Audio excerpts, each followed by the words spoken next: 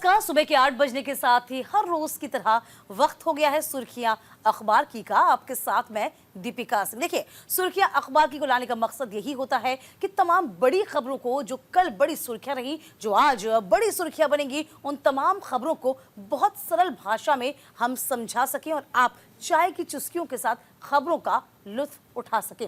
चलिए करेंगे शुरुआत। सिर्फ घोटाले आपदा बनकर दिल्ली पर टूट पड़े हैं, कट्टर बेईमान लोग हैं, ये प्रधानमंत्री मोदी ने कहा। अमर उजाला सहित तमाम अखबारों ने इस खबर को जगह दी है।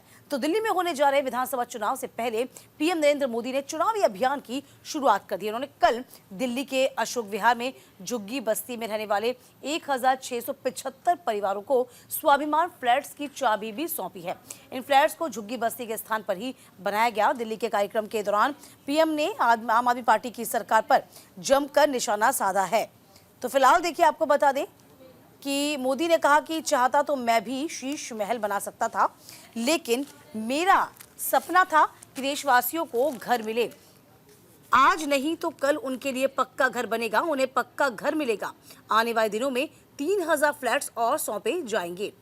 देखिए, आपको बता दें, प्रधानमंत्री मोदी ने लगातार कहा है कि आपदा, यानी कि आपने आपदा में धकेला है दिल्ली वासियों को। तो पीएम ने आप पर हमला बोला और हमला बोलते कहा, एक खुला आम भ्रष्टाचार करते हैं, उसका महिमा मंडन भी करते हैं। तो तमाम बड़ी बातें यहाँ पर पीएम के द्वारा कही गई। लोग बोले, मैं शीश महल बनवा सकता था, लेकिन गरीबों के लिए मैंने सिर्फ घर बनवाए हैं, और यमुना साफ करने से वोट नहीं मिलेगा, ऐसा कहने वाले बेशर्म हैं। तमाम बड़ी बातों का जिक्र किया जो लगातार मुद्दा छाया हुआ था। 4500 करोड़ रुपए की परियोजनाओं का उद्घाटन और शिलान्यास भी प्रधानमंत्री मोदी के द्वारा किया गया। देखिए, प्रधानमंत्री मोदी ने तमाम बड़ी बातें, खास बातें भी इस दौरान कही। कहा कि जब आपातकाल का वक्त था, देश इंदिरा गांधी के तानाशाही रवैये के खिलाफ लड़ रहा था, उस वक्त मेरे जैसे बहुत साथी अंडरग्राउंड मूवमेंट का हिस्सा बने थे और अशोक विहार ही मेरा स्थान तब हुआ करता था। इन पुरानी बातों का जिक्र किया, कैसे ये जो स्थान है, जो दिल्ली है, उनके लिए मुफीद रहा। ये तमाम बड़ी बातें उन्होंने कही। इसके अलावा दिल्ली की अनाधिकृत कॉलोनियों को नियमित करके भाजपा सरकार ने लोगों की जो चिंता है, जो गरीबों की चिंता है, उसको दूर किया। इसके अलावा कॉलोनियों में पानी, सीवर तक की सुविधाएं ठीक से मयस्सर आम आदमी पार्टी नहीं करवा रही। इसीलिए कहा कि आपदा में धकेल दिया है आम आदमी पार्टी ने। पीएम आवास योजना के अगले चरण में शहरी गरीबों के लिए 1 करोड़ नए घर बनवाने का भी लक्ष्य रखा गया है। ये प्रधानमंत्री मोदी ने कहा। केंद्र की सरकार बिजली का बिल जीरो कर रही है। इतना ही नहीं, बिजली से कमाई के अवसर भी दे रही है। दिल्ली में भाजपा सीएम बनते ही पीएम मुफ्त बिजली योजना तेजी से लागू कर दी जाएगी। तो फिलहाल कहा कि यदि बीजेपी की सरकार सेंट्रल में तो है ही, और यदि दिल्ली में आ जाती है तो डबल इंजन की सरकार के साथ दिल्ली का विकास का जो रफ्तार है, जो गति है, जो विकास है, वो भी उसी पैमाने में, उसी गति के साथ आगे बढ़ेगा। इसके अलावा देखिए, काम की राजनीति भाजपा के लिए आपदा है, केजरीवाल ने भी आरोप लगाया। हालांकि आपको बता दें कि तमाम बड़ी बातें कही। खुलेआम भ्रष्टाचार करते हैं, उनका महिमा मंडन करते हैं, एक तो चोरी, ऊपर से सीना जोरी। तो तमाम बड़ी बातों का जिक्र किया गया है प्रधानमंत्री मोदी के द्वारा। देखिए, कल हम कह ही रहे थे कि जैसे ही तमाम घर की चाबी जब सौंपेंगे प्रधानमंत्री मोदी, उसके बाद रैली का आयोजन किया गया और चुनावी शंखनाद कर दिया गया है। यदि प्रधानमंत्री मोदी के द्वारा या बीजेपी के द्वारा कहा जाए तो उसमें कोई अतिशयोक्ति नहीं है। देखिए, बहुत जल्द विधानसभा चुनाव होने वाले हैं। तमाम पार्टियों ने अपनी अपनी कमर कसी हुई है। बीजेपी भी अपनी सियासी जमीन को दिल्ली में तलाश रही है। जाहिर सी बात है, आम आदमी पार्टी का जिक्र करें, 10 साल की एंटी इनकम्बेंसी का डर भी सता रहा है और कथित शराब नीति का जो घोटाला है, वो उसका पीछा नहीं छोड़ रहा। इस बीच कांग्रेस का अपना अलग राग है। तो देखना ये होगा कि जो मुकाबला होगा वो क्या ट्रायंगल बन जाएगा, क्योंकि अभी मुकाबला हमें त्रिकोणी ही नजर आ पा रहा है। चलिए आगे बढ़ जाएंगे। हालांकि आपको बता दें, तमाम 5 बड़े वार भी उन्होंने किए थे, और जैसे कि हम आपको बता रहे हैं, आपदा से घिरी हुई है। चंद कट्टर बेईमान लोग दिल्ली को आपदा में घेरे हुए हैं। दिल्ली वासियों की बड़ी दुश्मन है आम आदमी पार्टी। तमाम नुकसान हो रहे हैं, उन नुकसानों की भरपाई नहीं है। आपने 10 साल में कहा कि शिक्षा व्यवस्था को दुरुस्त किया जाएगा, गंगा की सफाई की जाएगी। ये तमाम जो वादे थे सिर्फ आपके हवाई हुए। हालांकि स्वाभिमान फ्लैट्स के जरिए लोगों को हमने जोड़ा है, यानी कि जो झुग्गी बस्ती में रह रहे थे लोग, उनको यहाँ पर हमने जोड़कर आगे ले जाने का काम किया है, उनको भी मेन स्ट्रीम में लाने का हमने काम किया। ये प्रधानमंत्री मोदी का कहना था। चलिए आगे बढ़ जाएंगे। दिल्ली सरकार कर रही है काम की राजनीति, केजरीवाल ने कहा। पूर्व सीएम ने कहा कि बीजेपी के पास ना सीएम चेहरा है और ना ही एजेंडा और ना नैरेटिव है। तो अमर उजाला, दैनिक जागरण, सभी अखबारों ने इस खबर को जगह दी है और ये बड़ी बात आपको देखिए फ्रंट पेज पे भी इस खबर को छापा गया। उसके अलावा अलग अलग तरीके से इस खबर को छापा गया है।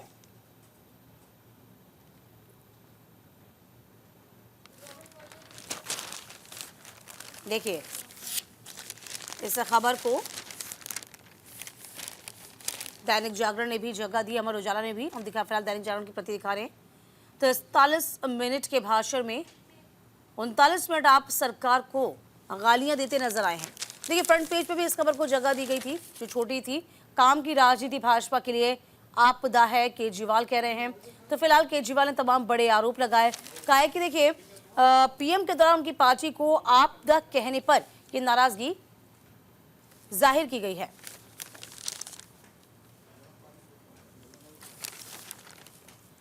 तो फिलहाल देखिए आपको बता दें, अरविंद केजरीवाल ने पीएम के दौरान उनकी पार्टी को आपदा कहने पर नाराजगी जाहिर कर दी। उन्होंने कहा कि दिल्ली में काम की राजनीति भाजपा के लिए आपदा और जनता के आशीर्वाद है। तो आप आपदा कैसे कह रहे हैं? ये तो जनता का आशीर्वाद है जो कि 10 साल से जनता हमको सत्ता पे काबिज करे हुए है या 2 बार हमको जिताया है।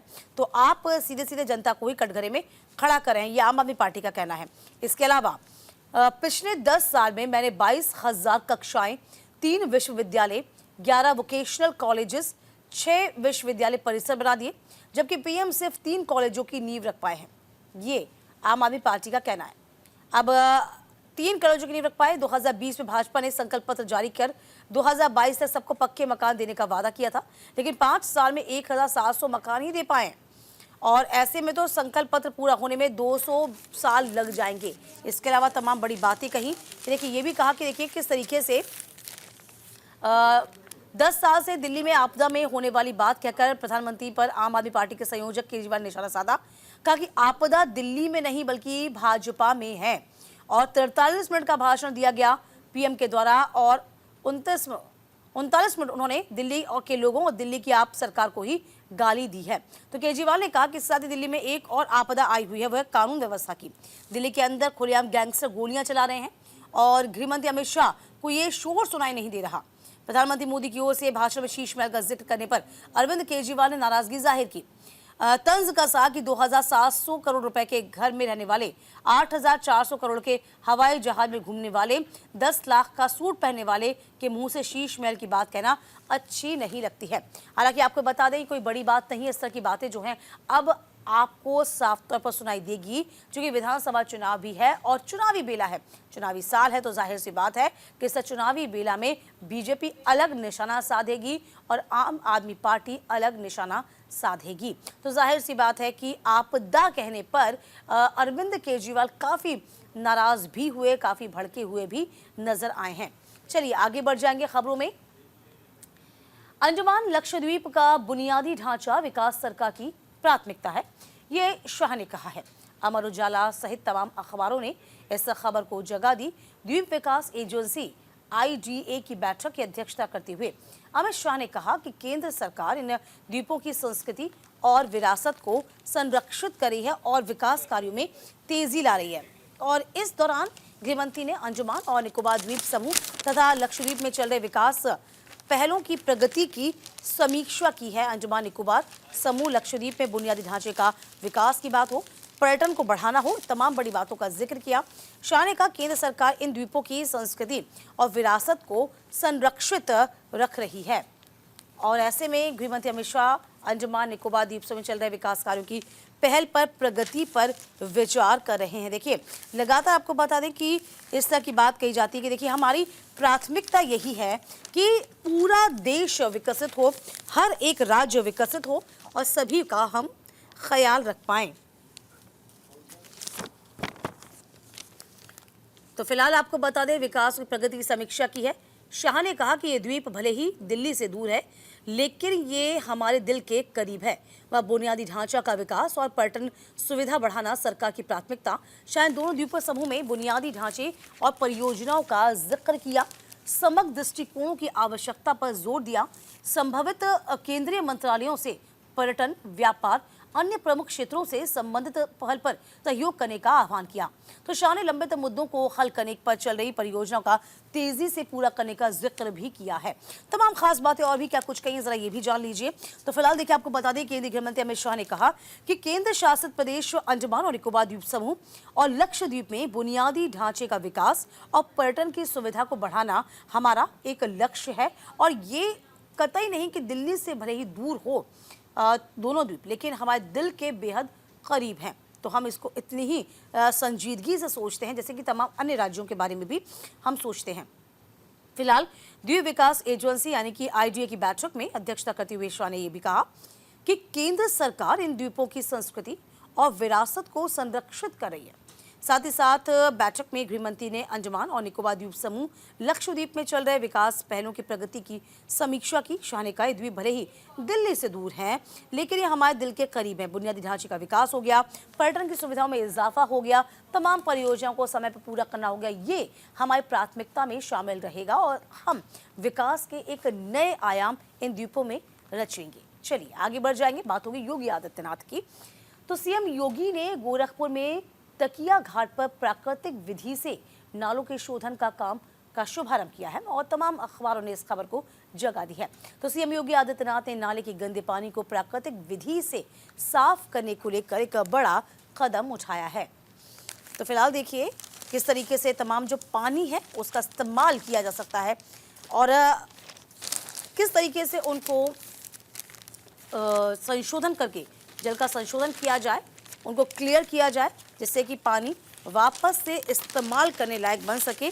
इसका भी साफ तौर पर कहा। और देखिए इस विधि से किस तरीके से नदियां भी साफ हो जाएंगी, इस पर भी प्रधानमंत्री सीएम योगी आदित्यनाथ का पूरा ध्यान है। इस बीच आपको बता दें, तकिया घाट पर 4 नालों की सफाई का जिक्र भी किया गया है।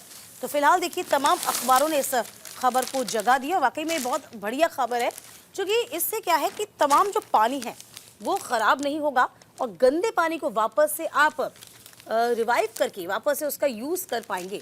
तो फिलहाल देखिए तकिया घाट पर 4 नालों के गंदे पानी को राप्ती नदी में जाने से पहले संशोधित कर साफ करने की प्राकृतिक विधि फाइट्रो रेमेडिशियन का शुभारंभ करते हुए कहा कि जल शोधन की प्राकृतिक विधि से न सिर्फ नदियां साफ होंगी बल्कि करोड़ों रुपए बचेंगे। इस विधि से हर नाले के गंदे पानी को साफ किया जा सकता है।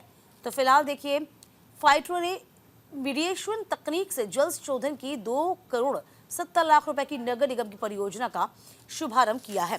तो फिलहाल देखिए आपको बता दें, इसके बारे में थोड़ा सा और भी विस्तार से जानकारी दे देते हैं कि आखिरकार इस योजना को लाने का मकसद क्या होगा। तो जल संशोधन की प्राकृतिक विधि से नदियां साफ होंगी।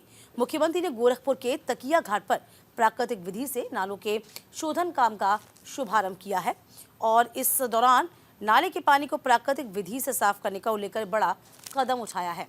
तो फिलहाल आपको बता दें, तकिया घाट पर शुक्रवार को 7 नालों के गंदे पानी को राप्ती नदी में जाने से पहले शोधित कर साफ करने की प्राकृतिक विधि फाइट्रोमेडिएशन का शुभारंभ करते हुए कहा कि जल संशोधन की प्राकृतिक विधि से न सिर्फ नदियां साफ सुथरी होंगी वरन करोड़ों रुपए भी इससे बच जाएंगे। मुख्यमंत्री बोले, अधिकारियों ने नाले के गंदे पानी को साफ करने के लिए सीवरेज ट्रीटमेंट प्लांट यानी कि एसटीपी की स्थापना की बात कही थी और 110 करोड़ रुपए से खर्च बताया था। तब मैंने प्राकृतिक विधि से नालों की सफाई की व्यवस्था करने को कहा था। इन पर सिर्फ 2 करोड़ 70 लाख रुपए खर्च हुए और नालों का गंदा पानी अलग अलग बोल्डर पिचिंग से गुजरते हुए राप्ती नदी में जाने से पहले साफ हो रहा है। तो फिलहाल देखिए गोरखपुर का जिक्र किया। गोरखपुर नदियों के संरक्षण की दिशा में गोरखपुर में बड़ी पहल हुई है और इसी के साथ साथ पहली प्राकृतिक जल संशोधन तंत्र परियोजना उत्तर प्रदेश में गोरखपुर से शुरू की गई है। तो नदियों में जब जल मिले तमाम नालों का, तो वो सीधे नहीं जाए, उससे पहले उनका वाटर ट्रीटमेंट हो, जिससे कि नदियां प्रदूषित होने से भी बचेंगी और उस पानी को वापस से इस्तेमाल किया जा पाएगा। राप्ती नदी पर 15 मिलियन लीटर प्रतिदिन क्षमता के साथ क्रियाशील हुई है। पत्थरों से फिल्टर होगा नाले का पानी, गंदगी सोख लेगी पौधे। तो फिलहाल देखिए उन्होंने कहा कि नालों से जो स्टोन्स हैं, उन पत्थरों से उस प्रक्रिया के जरिए जो पानी है उसको क्लियर किया जाएगा। उसके बाद नदियों में पानी चला जाएगा, जिससे कि इसको आप रीयूज कर सकते हैं, दोबारा इस्तेमाल कर सकते हैं। और ये अपने आप में उत्तर प्रदेश का सिनेरियो का जिक्र करते हैं। उत्तर प्रदेश में गोरखपुर से इस परियोजना की और इस योजना की शुरुआत की गई, जिससे नदियों का जो जल है वो दूषित होने से अब बच जाएगा। तो फिलहाल देखिए आपको बता दें, जन समूह को संबोधित भी किया और इस बीच नदी के शुद्धिकरण के लिए ये भी कहा कि करोड़ों रुपए से बच रहे हैं। तकिया घाट से इसकी शुरुआत की गई है और कहा गया कि देखिए प्रयास यही है कि जल स्वच्छ हो, हर दिशा में जो प्रदूषण का लेवल है वो हम कर सकें, चाहे वो मृदा प्रदूषण का जिक्र हो, वायु प्रदूषण का जिक्र हो या फिर जल प्रदूषण का जिक्र हो, कैसे उस पर हम रोकथाम लगा सकें। सरकार की एक्चुअल में जो प्राथमिकता है वो ये होनी चाहिए और हमारी प्राथमिकता यही है, ये योगी आदित्यनाथ का कहना है। चलिए खबरों में आगे बढ़ जाएंगे। भारी पड़ने लगा है कोहरा तो ग्रैब 3 लागू हो गया है। 54 ट्रेनें 6 से 7 घंटे लेट हो गई हैं। 100 उड़ानों पर इसका असर साफ तौर पर देखा जा रहा है। तो फिलहाल देखिए उड़ानें लगातार लेट होती जा रही है। जाहिर सी बात है कि अब घना कोहरा हो रहा है और घना कोहरे की वजह से जो ट्रेनें हैं उनकी रफ्तार धीमी हो चली है। तो देखिए ग्रैब 3, देखिए हालांकि ये पूरा पेपर यदि आप देखेंगे, यदि इस पूरे पेज पर नज़र दौड़ाएंगे तो ये पूरा पेज आपको ऐसा ही नजर आएगा। देखिए नए साल में प्रदूषण, बड़ा प्रदूषण, फिर से ग्रैब 3 की बंदिशें आई। और देखिए इस खबर को यहाँ पे भी देखिए आप, इधर भी मैं आपको दिखाऊंगी कि यहाँ देखिए IGI में किस तरीके से, देखिए यहाँ पर भी एयरपोर्ट्स का भी जिक्र कर रहे हैं, उड़ानें भी यहाँ पर लेट हो गई हैं। तो फिलहाल देखिए घना कोहरा किस तरीके से एक बार फिर से छाया और राजधानी को अपनी चपेट में लिया। पूरा पेज इसी में ही है कि कोहरे में जो ट्रेनें हैं वो देर से पहुंची हैं। 6 से 8 घंटे देरी से ट्रेनें पहुंच रही हैं। तो CAQM ने शुक्रवार दोपहर ग्रैब 3 लागू किया है। तो नए साल में पहली बार प्रदूषण का स्तर 350 के ऊपर जा पहुंचा है। इस साल आपको बता दें CAQM में दिल्ली NCR ग्रैब 3 की बंदिशें लागू कर दी गई हैं और आदेश दे दिया गया है ग्रैब 4 को लागू करने का। फिलहाल शुक्रवार को AQI शाम 4 बजे 371 के ऊपर पहुंच गया। अब ग्रैब 3 में आपको तमाम एक बार फिर से हम तफसील से बता देते हैं कि क्या क्या पाबंदियां होंगी। BS3 पेट्रोल और BS4 डीजल की प्राइवेट गाड़ियां पर बैन हो जाएगा। इसमें दिव्यांगों को छूट होगी। BS4 या इससे कम स्टैंडर्ड के हल्के मालवाहक डीजल और ट्रक दिल्ली में नहीं आएंगे। जरूरी वस्तुओं के ट्रकों को छूट होगी। 5वीं तक की क्लासेस सभी स्कूलों में हाइब्रिड मोड पर चलेगी। हाइब्रिड यानी कि ऑनलाइन क्लासेस वो ले पाएंगे। निर्माण तोड़फोड़ कार्यों पर रोक होगी। सरकारी पब्लिक ऑफिस की टाइमिंग फिलहाल अलग कर दी जाएगी। और सिटीजन चार्टर, छोटी दूरी पर आने जाने के लिए पैदल चलें या फिर साइकिल पर जाएं, ये चार्टर भी सिटीजन्स के लिए जाहिर किया गया है। इसके अलावा ट्रैवलिंग के लिए क्लीन फ्यूल वाली गाड़ियों को प्राथमिकता दें। पब्लिक ट्रांसपोर्ट चुनें या फिर राइड को शेयर करें। जो लोग वर्क फ्रॉम होम कर सकते हैं इस विकल्प को चुन सकते हैं। तो फिलहाल IGI एयरपोर्ट का भी मैंने आपसे जिक्र किया था, जिसमें विजिबिलिटी बिल्कुल शून्य हो गई है और इसकी वजह से जो रफ्तार है वो कम हो गई, चाहे वो जहाज की हो, चाहे वो ट्रेनों की रफ्तार हो। तमाम जो ट्रेनें हैं वो कई कई घंटे इस वक्त लेट चल रही हैं। दिल्ली में CM आतिशी के खिलाफ कांग्रेस ने अलका लांबा को उतारा। NBT ने इस खबर को, अमर उजाला ने इस खबर को तरजीह दी है। कांग्रेस महिला मोर्चा की राष्ट्रीय अध्यक्ष अलका लांबा दिल्ली की मुख्यमंत्री आतिशी के खिलाफ कालकाजी सीट से चुनाव लड़ेगी। कांग्रेस महासचिव KC वेणुगोपाल ने कल उनके नाम की घोषणा की। दिल्ली विधानसभा चुनाव के लिए अब कांग्रेस अब तक 3 लिस्ट में 48 उम्मीदवारों के नाम का ऐलान कर चुकी है। नाम की घोषणा के बाद अलका ने कहा, मैं चौथा विधानसभा चुनाव लड़ने जा रही हूँ। अरविंद केजरीवाल ने आतिशी को टेम्पररी CM कहकर संवैधानिक पद का अपमान किया। उस पद पर बैठी महिला CM का अपमान किया। 20 साल से ज्यादा के अपने पॉलिटिकल करियर में अलका 3 विधानसभा चुनाव लड़ चुकी हैं। छात्र नेता रही हैं अलका ने 2003 में बीजेपी नेता और पूर्व CM मदन लाल खुराना के खिलाफ चुनाव लड़ा था, जिसमें वे हार गई थी। तो फिलहाल देखिए अंदर खाने खबर ये भी थी कि अलका लांबा खफा चल रही हैं, नाराज चल रही हैं। कालकाजी सीट से वो नहीं लड़ना चाह रही, क्योंकि उन्होंने पहले भी कहा था कि इस सीट से उनका कोई भविष्य नजर नहीं आता और साफ तौर पे कहा कि देखिए अब इस सीट से उनको लड़ना पड़ रहा है, चूंकि जाहिर सी बात है कि अलका लांबा का कहना है कि ये साफ तौर पर जो निर्णय है वो है हाई कमान का। तो फिलहाल देखिए तमाम अखबारों ने इस खबर को जगह दी है। आतिशी के खिलाफ कांग्रेस की अलका लांबा सामने है। देखिए यहाँ पे इस खबर को जगह दी है, तो तफसील से आप तक पहुँचा देते हैं खबर। सीएम आतिशी के खिलाफ कांग्रेस की अलका लड़ेंगी चुनाव। मुख्यमंत्री आतिशी के खिलाफ कांग्रेस की वरिष्ठ नेता अलका लांबा को कालकाजी सीट से चुनावी मैदान में उतारा गया और आला कमान ने शुक्रवार को इसकी घोषणा करी थी। अलका ने वर्ष 2013 में कांग्रेस छोड़कर आप में वे शामिल हो गई थी और वर्ष 2015 में चांदनी चौक से विधायक चुनी गई थी, लेकिन वर्ष 2019 में उन्होंने फिर से कांग्रेस का दामन थाम लिया था। पिछली बार कांग्रेस के टिकट पर वो चांदनी चौक से चुनाव लड़ी थी, लेकिन वो हार गई थी। और इस बीच आपको बता दें, हालांकि अंदर खाने से ये भी खबर थी कि अलका लांबा जो है वो नाराज चल रही हैं।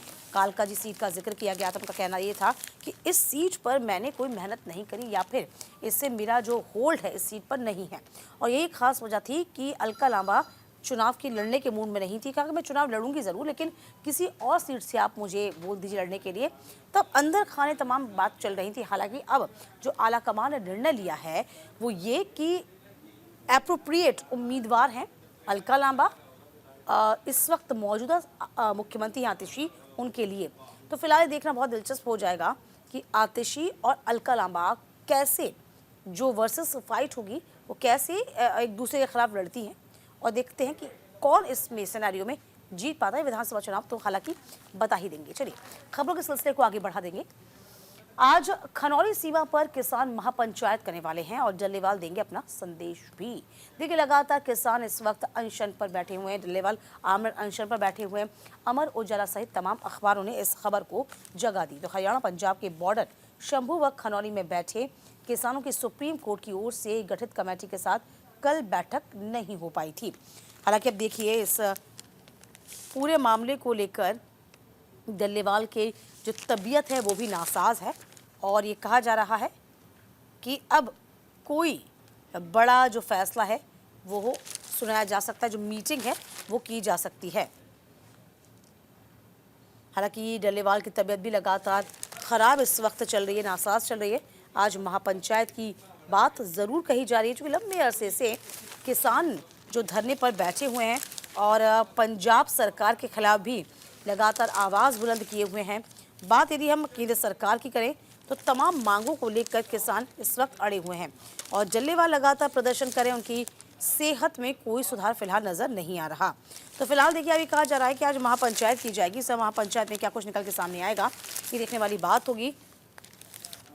फिलहाल आपको बता दें लगातार मेडिकल की टीमें जो हैं वो डल्लेवाल के लिए तैनात की जा रही हैं और डल्लेवाल की सेहत में सुधार हो। हालांकि सुप्रीम कोर्ट पहले इस बात को कह चुका है कि देखिए कोशिश यही की जाएगी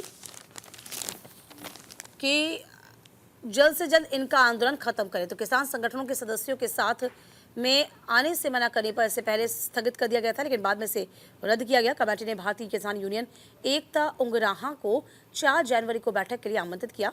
अब उंगराहा से जुड़े किसानों ने भी इनकार कर दिया है। तो फिलहाल आपको बता दें कि देखिए इस खबर को ये इस जगह पे जगह दी गई है। सरवन सिंह पंजे ने कहा कि सुप्रीम कोर्ट की ओर से बनाई गई कमेटी से बातचीत के लिए हम लोग तैयार नहीं हैं और इसको जाएंगे, पहले ये साफ किया जा चुका है। हालांकि अब डल्लेवाल की तबीयत का हम जिक्र कर लें, क्योंकि डल्लेवाल की तबीयत को लेकर कई मरतबा पंजाब सरकार को सुप्रीम कोर्ट फटका लगा चुकी है और कहा है कि देखिए ये आपकी ही जिम्मेदारी बनती है, आप अनशन भले मत खत्म करवाइए, अनशन आप खत्म करवा भी नहीं सकते ज़बरदस्ती, लेकिन आप उनकी सेहत का ख्याल तो रख सकते हैं और इसके लिए मेडिकल टीमें तो आप समय समय पर तैनात कर सकते हैं। ये सुप्रीम कोर्ट ने पहले ही कहा। तो सुप्रीम कोर्ट ने केंद्र सरकार को भी कल घेरा था। सुप्रीम कोर्ट ने केंद्र सरकार से भी कहा कि देखिए जब सुप्रीम कोर्ट के दरवाजे किसानों से बातचीत करने के लिए हमेशा खुले हैं, तो केंद्र वो रास्ता क्यों नहीं निकाल पा रहा, केंद्र क्यों ऐसा रास्ता नहीं निकाल पा रहा कि किसान आके उनसे बातचीत कर पाए, आखिरकार समस्या कहाँ आ रही है और यदि समस्या है तो उसका समाधान भी जल्द से जल्द निकालिए। हालांकि डल्लेवाल की हम जिक्र करें सेहत का, तो फिलहाल आपको बता दें पंजाब सरकार के निर्देश पर शुक्रवार को एसएसपी डॉक्टर नानक सिंह की अगुवाई में जिला प्रशासन की टीम ने खनौरी बॉर्डर पर जगजीत सिंह की डल्लेवाल से मुलाकात की।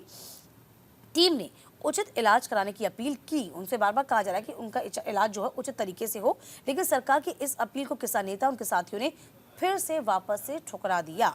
इस दौरान डॉक्टर ने डल्लेवाल की जांच की, उनके ब्लड सैंपल लिए। एसएसपी ने बताया कि किसान नेता स्वास्थ्य की देखभाल के लिए पंजाब सरकार की ओर से राजेंद्र अस्पताल, मेडिकल कॉलेज और माता कौशल्या अस्पताल की एक टीम तैनात की जा चुकी है। तो कैंसर की दवाएं नहीं खाने से परेशानी बढ़ सकती है। 70 साल के डल्लेवाल के अनशन को शुक्रवार को 39 दिन हो गए हैं। देखिए, 1 महीने से ऊपर का वक्त हो चुका है और इसी को लेकर डॉक्टर ने उनका मेडिकल बुलेटिन जारी करते कहा कि उनका ब्लड प्रेशर बहुत कम हो जाता है। शनिवार को महापंचायत के लिए डल्लेवाल को मंच पर ले जाते समय सारे मेडिकल एहतियात बरते जाएंगे। डल्लेवाल कैंसर के मरीज भी हैं।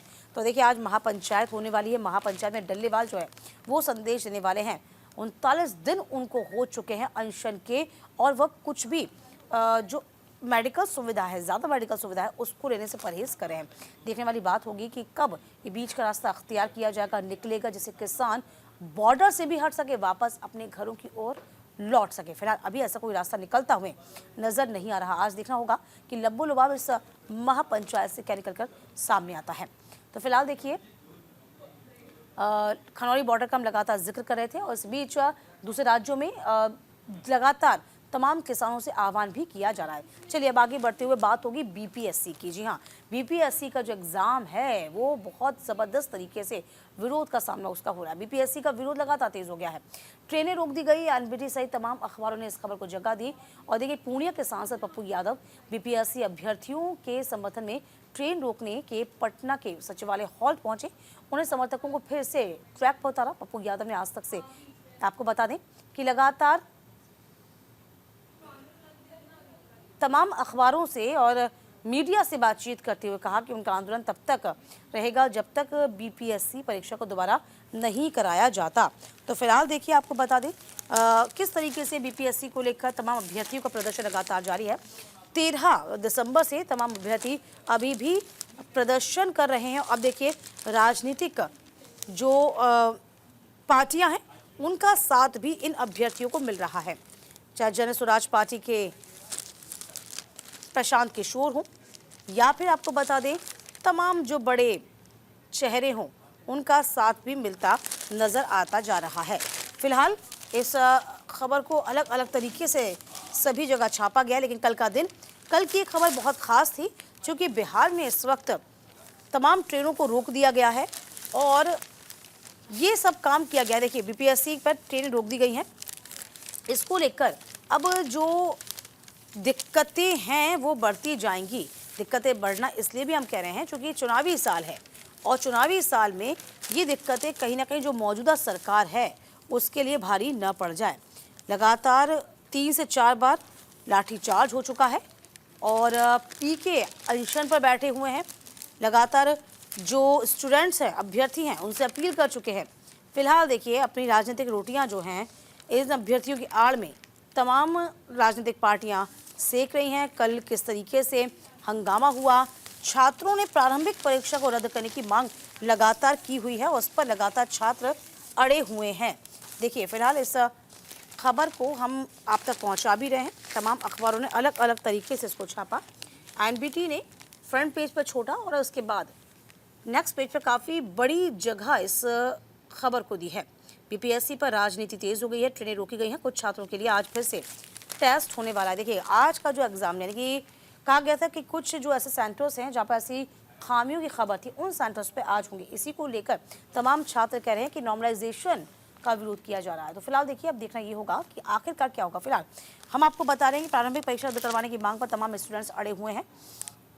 छात्र संगठनों ने भी सहयोग दिया इसका। छात्र संगठनों ने शुक्रवार को पटना के सचिवालय हॉल्ट रेलवे स्टेशन पर प्रदर्शन के दौरान पुलिस की बैरिकेडिंग को तोड़ दिया।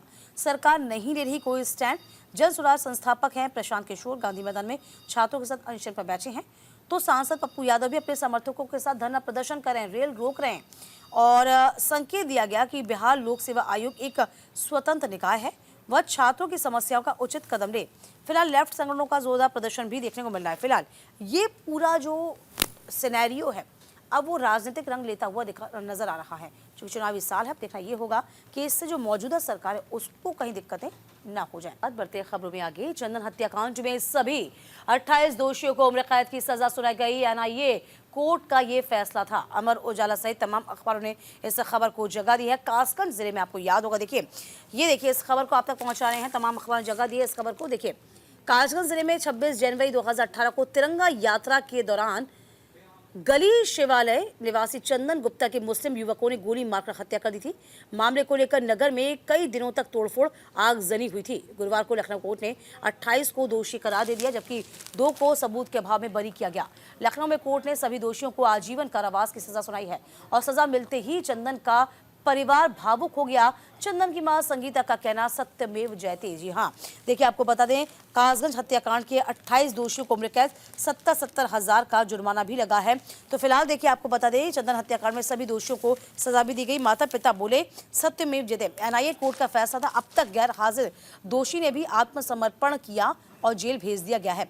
मुख्य आरोपियों में वसीम और सलीम की मां ने ज्यादा कुछ कहने से इनकार फिलहाल कर दिया।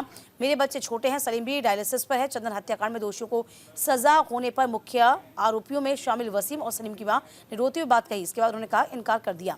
फिलहाल आपको बता दें कि ये 7 दोषियों के पास थे तमंचे, शेष चलाए थे लाठी पत्थर। उस वक्त क्या हुआ था ये और समझ लीजिए आप।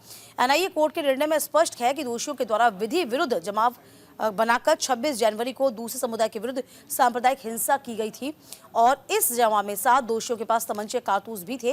अन्य पर पत्थरों, लाठी डंडों और सांप्रदायिक हिंसा फैला रहे थे और इसी को लेकर विधि विरुद्ध जमाव के दौरान चंदन गुप्ता की हत्या कर दी गई थी। फिलहाल देखिए आपको बता दें कि यहाँ पर यह भी बात सामने आई है कि फंडिंग के लिए जो एनजीओज हैं उनकी भी जांच करने की बात कही गई है। तो फिलहाल कोर्ट ने Mumbai NGO citizen for justice and peace, Delhi के NGO people's union for civil liberties and united against hand, Lucknow के रिहाई मंच, अमेरिका ब्रिटेन जैसे कार्यों में कार्यरत alliance for justice and accountability, Indians American Muslim council और साउथ एशिया सॉलिडेरिटी ग्रुप पर सवाल उठाते कहा कि फंडिंग आखिरकार आती कहां से है। आप ये बताइए, इसका पता लगाना भी बहुत ज़रूरी है क्योंकि मामला बहुत खास मामला था, बहुत गंभीर मामला था। किस तरीके से एक युवक की हत्या तमाम दूसरे समुदाय के लोग उसको घेर कर करते हैं, ये बहुत निंदनीय था। फिलहाल गणतंत्र दिवस का वो अवसर था जब तिरंगा यात्रा निकाली जा रही थी और उसी यात्रा के दौरान चंदन को मौत के घाट उतार दिया जाता है और घायल अवस्था में उसको अस्पताल में ले जाया जाता है जहाँ पर उसका इलाज चलता है और इस बीच वो दम तोड़ देता है। इस बीच जो माँ थी, बहन थी चंदन की, वो काफ़ी भावुक हुई और देखिए तस्वीर भी हम लगातार चंदन की अब तक फ्लैश कर रहे हैं। ये चंदन जो अब हमारे बीच नहीं रहे, लेकिन आजीवन कारावास सजा सुनाए जाने से जो उनके परिवार है वो काफ़ी खुश नजर आया है। चलिए खबरों के सिलसिले को आगे बढ़ाते हुए बात हो जाएगी संभल की। तो संभल में लगातार बवाल है। तो सांसद बर को हाईकोर्ट से झटका लगा, रद्द नहीं हो गया एफआईआर। देखिए आपको बता दें अमर उजाला सहित तमाम अखबारों ने इस खबर को जगह दी। एनबीटी ने भी इस खबर को छापा है, आप तक हम ये खबर पहुंचा रहे हैं। तो फिलहाल देखिए आप तक खबर पहुंचा रहे हैं किस तरीके से बर्क को झटका भी मिला है। इस बीच उत्तर प्रदेश में संभल लोकसभा सीट से समाजवादी पार्टी के सांसद जियाउर रहमान बर्क को बड़ा झटका लगा। इलाहाबाद हाईकोर्ट ने सांसद बर्क के खिलाफ एफआईआर दर्ज और रद्द करने से इनकार किया। कोर्ट ने कहा कि एफआईआर रद्द नहीं होगी, पुलिस जांच जारी रहेगी।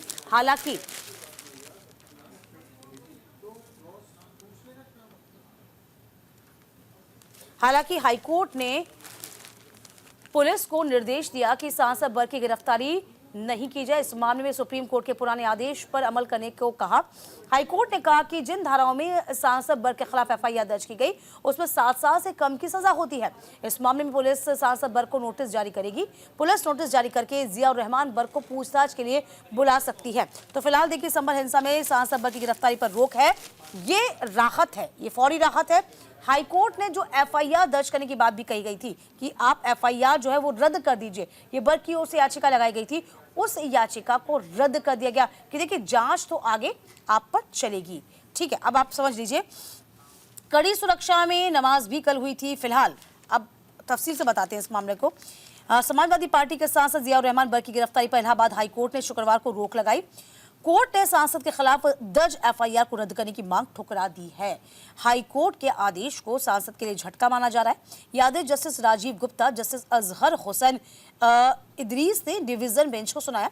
सांसद जियाउर रहमान बर्क की तरफ से वकील इमरान इल्ला और सैयद इकबाल अहमद ने दलील पेश की। दोनों वकीलों ने हाईकोर्ट को बताया कि जिस दिन हिंसा भड़की थी उस दिन सांसद शहर में मौजूद नहीं थे। यूपी सरकारी तरफ से शासकीय अधिवक्ता एन संत ने पक्ष रखा। इसके बाद बेंच ने सांसद के खिलाफ एफआईआर दर्ज के रद्द को मांग को ठुकरा दिया। साथ ही बेंच ने कहा कि पुलिस की जांच जारी रहेगी और आप उनको कहीं ना कहीं सपोर्ट करेंगे, जांच में सहयोग करेंगे। हालांकि ये फौरी राहत है कि अभी आपकी गिरफ्तारी नहीं हो रही है, लेकिन एफआईआर जो दर्ज हो गई है उस पर जांच चलती रहेगी। तो फिलहाल देखिए अब आगे क्या सांसद की मुश्किलें बढ़ेंगी या खत्म होंगी, ये देखने वाली बात होगी। चलिए खबरों में आगे बढ़ते हैं। हजारों लोगों ने नम आंखों से डॉक्टर मनमोहन सिंह को श्रद्धांजलि अर्पित की। मनमोहन सिंह के आवास पर अखंड पाठ हुआ। सोनिया, हामिद अंसारी इसमें शामिल रहे। अमर उजाला सहित तमाम अखबारों ने इस खबर को जगह दी है। तो फिलहाल देखिए आपको बता दें कि पूर्व प्रधानमंत्री डॉक्टर मनमोहन सिंह की याद में उनके आवास पर कल अखंड पाठ रखा गया, जिसमें कांग्रेस अध्यक्ष मल्लिकार्जुन खड़गे, पार्टी संसदीय दल की नेता सोनिया गांधी सहित प्रमुख लोगों ने इसमें हिस्सा लिया था। और इस कार्यक्रम में किस तरीके से गुरु ग्रंथ साहिब का निरंतर पाठ हुआ, जिसमें पूर्व उपराष्ट्रपति हामिद अंसारी सिंह के परिवार के सदस्य समेत तमाम गणमान्य लोग मौजूद थे। इस बीच तमाम जो बड़े चेहरे हैं वह भी मौजूद रहे हैं और वाकई में मनमोहन सिंह को एक श्रद्धांजलि देने के साथ साथ सभी उनको विनम्र भाव से याद करेंगे, क्योंकि जो सुधार उनके द्वारा किए गए थे, जिस वक्त देश को सबसे ज्यादा जरूरत थी, वो सुधार देखने को मिले। देखिए इस खबर को तरजीह दी गई, आप तक ये खबर भी हम पहुंचा रहे हैं। देखिए तमाम गणमान्य लोग आपको इस वक्त दिखाई दे रहे होंगे। हजारों लोगों ने नम आंखों से श्रद्धांजलि दी है। डॉक्टर मनमोहन सिंह की पत्नी गुरुशरण कौर और सिख पवित्र ग्रंथों से एक शब्द गाया गया। उसके बाद उनके सम्मान में दिल्ली के गुरुद्वारा रकाबगंज में प्रार्थना सभा आयोजित की गई। सिख परंपराओं का निर्वहन करते हुए आयोजित इस समारोह में उनके परिवार सहित कई हस्तियां इसमें शामिल हुई हैं। तो फिलहाल आपको बता रहे हैं अखंड पाठ हुआ। उनकी पत्नी गुरुशरण कौर ने भी गुरुबानी का पाठ किया। कांग्रेस अध्यक्ष इस बीच मौजूद थी। मल्लिकार्जुन खड़गे मौजूद रहे। पार्टी संसदीय दल के अध्यक्ष सोनिया गांधी, पूर्व राष्ट्रपति हामिद अंसारी अपने परिवार समेत मौजूद रहे। और हमेशा देखिए परिवार अंतिम अरदास में शामिल होने वालों का हमेशा ऋणी रहेगा, ये कहा गया। पूर्व प्रधानमंत्री की याद में श्रद्धांजलि सभा और अंतिम अरदास गुरुद्वारा रकाबगंज साहिब में की गई। और वाकई में जो किया डॉक्टर मनमोहन सिंह ने देश के लिए वो अमिट है, अतुलनीय है और उसको हमेशा से याद किया जाएगा। बेहतरीन वह राजनेता रहे, बेहतरीन वो अर्थशास्त्री थे, इस बात से इनकार नहीं किया जा सकता। चलिए आगे बढ़ जाएंगे खबरों में। बच्चों के डेटा का उपयोग करने के लिए माता पिता की सहमति अनिवार्य होगी। देखिए अमर उजाला सहित तमाम अखबारों ने इस खबर को जगह दी है। केंद्र सरकार के बहुप्रतीक्षित डिजिटल व्यक्तिगत डाटा संरक्षित यानी कि DPDP 2025 का मसौदा जारी कर दिया गया। इसमें नाबालिग बच्चों, दिव्यांगों के सुरक्षित डाटा को सुरक्षा पर जोर दिया गया है। तो फिलहाल देखिए इसके लिए जोर दिया गया है। अब ये जो डाटा है उसको लेकर तमाम बड़ी बातें कही गई हैं। हालांकि उल्लंघन के लिए किसी भी दंडात्मक कार्रवाई का मसौदा तैयार किया जाएगा। बच्चों के डेटा का इस्तेमाल के रूप में माता पिता की सहमति अनिवार्य होगी। माता पिता बिना सहमति के बिना किसी भी डाटा फिडुशियरी व्यक्तिगत डेटा एकत्रित करने का इसका इस्तेमाल करने वाली संस्था बच्चों के डाटा का इस्तेमाल नहीं कर पाएगी। तो फिलहाल देखिए आपको बता दें कि डेटा का इस्तेमाल करना होगा और बच्चों के यदि आप डेटा का इस्तेमाल करेंगे तो कहीं ना कहीं उनकी माता पिता जो हैं उनका आप साफ तौर पर बात रखेंगे। माता पिता जो हैं उनसे पूछेंगे, उनकी परमिशन लेंगे, उसके बाद उनके डेटा का इस्तेमाल किया जा सकेगा। अन्यथा यहाँ दिक्कतें पैदा हो सकती हैं। यदि बिना माता पिता के डेटा का इस्तेमाल किया जाएगा तो दिक्कतों का सामना आपको करना पड़ सकेगा। तो फिलहाल आपको बता दें बच्चों का डाटा इस्तेमाल नहीं हो पाएगा। और करीब 14 महीने पहले संसद की ओर से डिजिटल व्यक्तिगत डेटा संरक्षित अधिनियम 2023 को मंजूरी देने के बाद मसौदा नियम सार्वजनिक परामर्श के लिए जारी किया गया था। मसौदा MyGov वेबसाइट पर उपलब्ध है। इसका उद्देश्य डिजिटल व्यक्तिगत सुरक्षा के लिए कानूनी ढांचे को मजबूत करना है। मसौदा नियमों में डिजिटल डाटा संरक्षण अधिनियम 2023 के तहत व्यक्तियों की सहमति लेने की डाटा प्रसंस्करण निकायों अधिकारियों के कामकाज में संबंधित प्रावधान तय किए गए। नियमों में व्यक्तियों से स्पष्ट सहमति हासिल करने के लिए एक तंत्र बनाने की बात कही गई है। 18 फरवरी के बाद इसे अंतिम रूप दिया जाएगा। तो फिलहाल देखिए, बच्चों का डाटा उपयोग करने के लिए उनके माता पिता को अनिवार्य रखना होगा, उनकी सहमति इसमें अनिवार्य होगी और ये बात साफ तौर पे कही गई है, अन्यथा इस पर कड़ी कार्रवाई भी की जा सकेगी।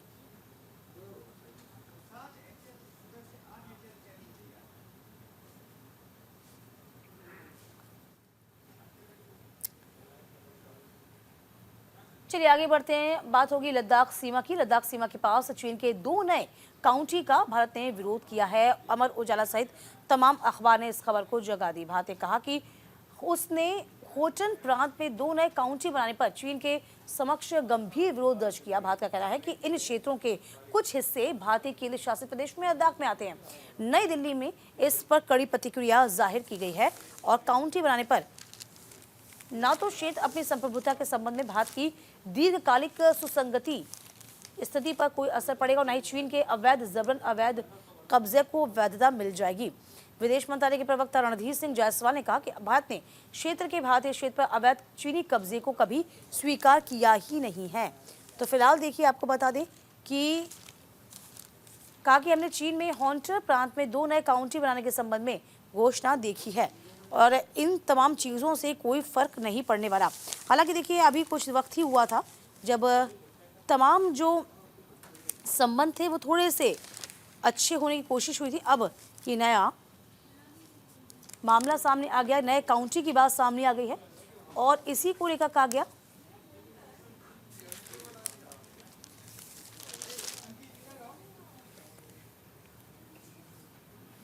तो फिलहाल इन कथातथित काउंटी के अधिकार क्षेत्र के कुछ हिस्से भारत के केंद्र के शासित प्रदेश लद्दाख में आते हैं और इसी को लेकर तमाम तरह का जिक्र किया गया है कि देखिए, यदि आप विस्तारवादी नीति को वापस से अपनाने की कोशिश करेंगे तो उसका मुंह तोड़ जवाब दिया जाएगा। आप कुछ भी अपने क्षेत्र में नहीं बता सकते। हालांकि अभी थोड़ी सी नरमी संबंधों में जरूर आई थी, लेकिन क्या वापस से तलखी होगी? हालांकि भारत की कोशिश हमेशा यही रहती है कि तलखियों को जल्द से जल्द दूर किया जाए। अब देखना ये होगा कि चीन इस बारे में क्या कुछ कदम आगे ले पाएगा। चलिए, इसी के साथ सुर्खियां अखबार की में आज के लिए बस इतना ही। हम कल फिर हाजिर होंगे तमाम खास सुर्खियों के साथ। हमें दीजिए इजाजत। नमस्कार।